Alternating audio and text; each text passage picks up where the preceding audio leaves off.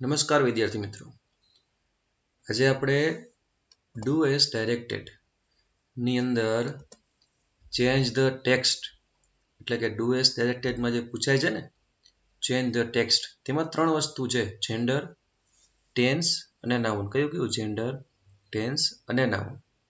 આની પહેલા આપણે ડુ એઝ ડાયરેક્ટેડની અંદર એક્ટિવ પેસિવના બે ભાગ જોયા.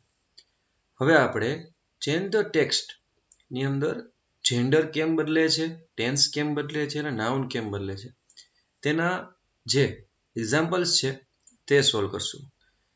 બરાબર છે? તો ચાલો આપણે શરૂઆત કરીએ. સૌથી પહેલા થોડીક બેઝિક માહિતી આપણે લઈ લઈએ કે જેન્ડર એટલે શું, ટેન્સ એટલે શું અને નાઉન એટલે શું. તો મિત્રો તમને સ્ક્રીન ઉપર દેખાય છે કે જેન્ડર એટલે આપણે શું કરવાનું છે, તો કે બેઝિકલી તેમાં આપણે જેન્ડર ચેન્જ કરવાનું છે.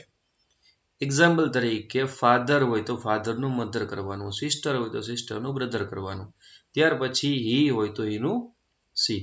આવી રીતે જે પેરેગ્રાફમાં જેન્ડર ચેન્જ કરવાનું તમને કહેવામાં આવે તો તમારે જે જેન્ડર આપેલું છે તેનું વિરુદ્ધ કરવાનું થશે. બરાબર છે? તમને એક સ્ક્રીન ઉપર એક ચાર્ટ આપું છું જેમાં જેન્ડર ના સ્પેલિંગ આપેલા છે મેલ અને ફિમેલના. તે તમે સ્ક્રીનશોટ પાડીને લખી લેજો.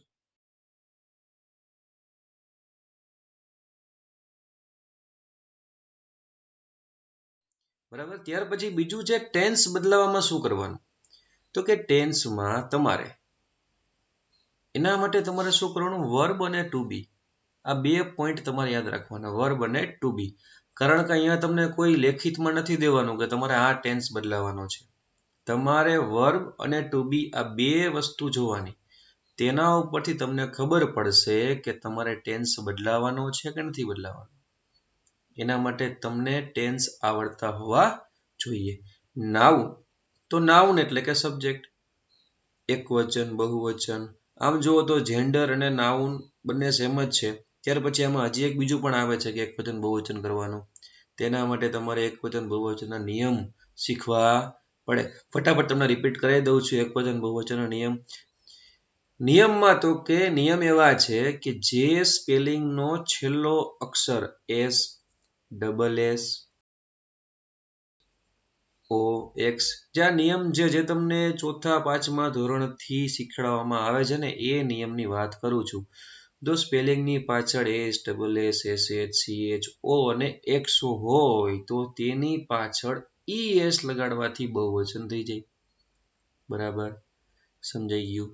હવે જે સ્પેલિંગની પાછળ આવું કંઈ ન હોય, જેમ કે ટેબલ, બેન્ચ, બરાબર છે? આ ટેબલ અને બેન્ચ આ બે સ્પેલિંગમાં ડિફરન્સ શું છે, તો કે ટેબલનો ટી એ બી એલ ઈ છેલ્લો અક્ષર ઈ છે અને બેન્ચમાં છેલ્લે આ જે નિયમ છે ને એ પ્રમાણે બહુવચન થશે. તેમાં લાગશે ઈ એસ, ટેબલમાં કંઈ છે નહીં એટલે એનું બહુવચન થશે ખાલી એક્સ, ખાલી એસ, ટેબલ્સ.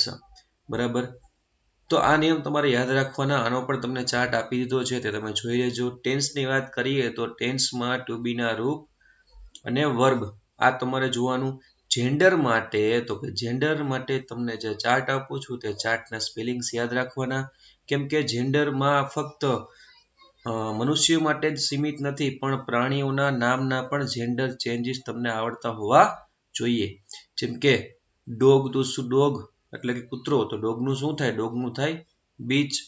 ત્યાર પછી હોર્સ તો એનું થાય મેર. તો આ બધા સ્પેલિંગ તમને આવડતા હોવા જોઈએ, કેમ કે કોઈ પણ પેરેગ્રાફ્સ આવી શકે છે. તો ચાલો મિત્રો આપણે શરૂઆત કરીએ પેરેગ્રાફથી. તો અહીંયા આપણને વાક્ય આપેલું છે કે that boy is eating mangoes. શું આપેલું છે? That boy is eating mangoes. હવે જોઈએ કે સ્ટાર્ટ લાઈક ધીસમાં આપણને શું કીધું છે. તો આન્સરમાં આપણને બધાને ખબર છે કે ધેટ નું બહુવચન ધોઝ થાય, એ તો આપેલું જ છે. ત્યાર પછી બોય નું બહુવચન બોયઝ થઈ જાય. ટેન્સ એનો એ રાખવાનો એટલે ઇઝ નું કરવાનું આપણે આર. ત્યાર પછી ઈટિંગ, તો ઈટિંગમાં કોઈ ફેરફાર નથી થવાનો, તો ઈટિંગ સેમ ટુ સેમ રહેશે. ત્યાર પછી મેંગોઝ, તો મેંગોઝમાં મેં તમને શરૂઆતમાં કીધું એવી રીતના કે છેલ્લો અક્ષર ઓ આવે તો મેંગોની પાછળ ઈ એસ લાગે એટલે વાક્ય બનશે મેંગોઝ. ત્યાર પછી બીજું વાક્ય અહીંયા ઉપર જુઓ તો કે this girl is peeling a potato. Peeling એટલે ખબર છે તો કે એનો કચ્ચર ઘાણ કાઢી નાખવાનો, ચેપી નાખવાના, બરાબર. હવે ધીસ નું બહુવચન શું થાય? નીચે લખેલું છે અહીંયા ધીઝ. મિત્રો ધીસ THIS એને વચાય ધીસ અને બહુવચનમાં છે જે THESC એને વચાય ધીઝ. આ ડિફરન્સ યાદ રાખવાનું, બરાબર છે.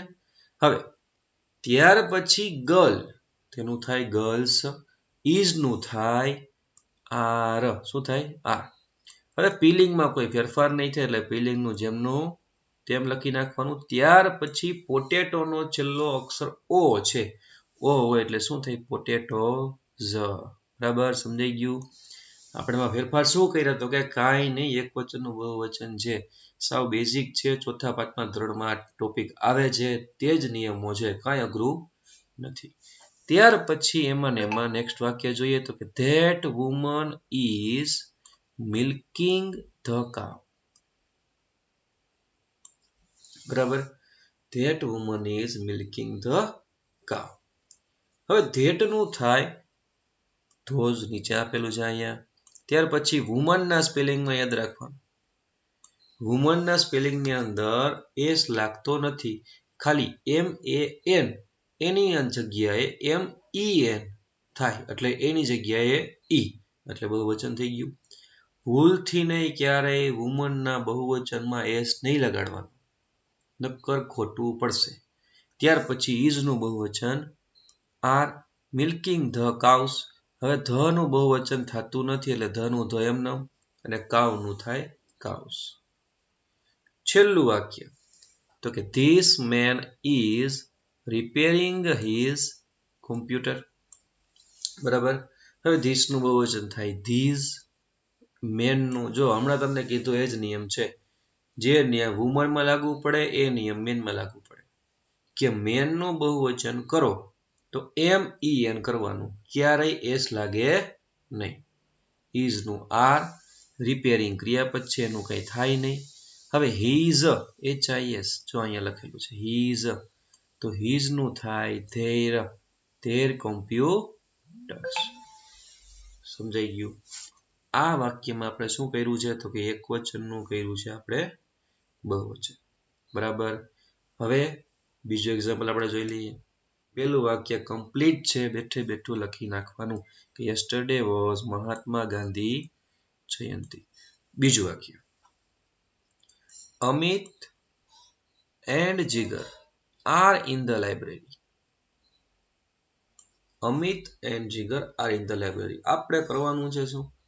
ખાલી પાસ્ટ કરવાનું, વર્બ કોઈ છે નહીં એટલે શું થશે વાક્ય તો કે અમિત એન્ડ જીગર વેર, આર નું થઈ ગયું વેર, ઇન ધ લાઇબ્રેરી.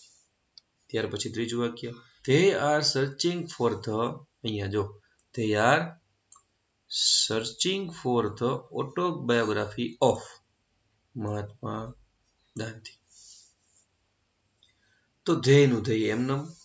ત્યાર પછી આર નું થઈ જાય where, searching for the autobiography of Mahatma Gandhi, R નું ખાલી વેર. મિત્રો આમ આપણે શું કર્યું તો કે કાંઈ નહીં, પ્રેઝન્ટ નું પાસ્ટ, સાવ સિમ્પલ છે, ખાલી ટેન્સ બદલાવાના હોય ને એટલે ટુ બી ના રૂપ ધ્યાન રાખવાના અને સમય દર્શક શબ્દો એટલે કે ટુડે હોય તો એનું યસ્ટરડે થાય, ટૂંકમાં પ્રેઝન્ટ હોય તો પ્રેઝન્ટના જે કંઈ પણ કીવર્ડ છે એટલે કે નાવ, ટુડે, એને પાસ્ટમાં બદલી નાખવાના. બરાબર, સિમ્પલ છે.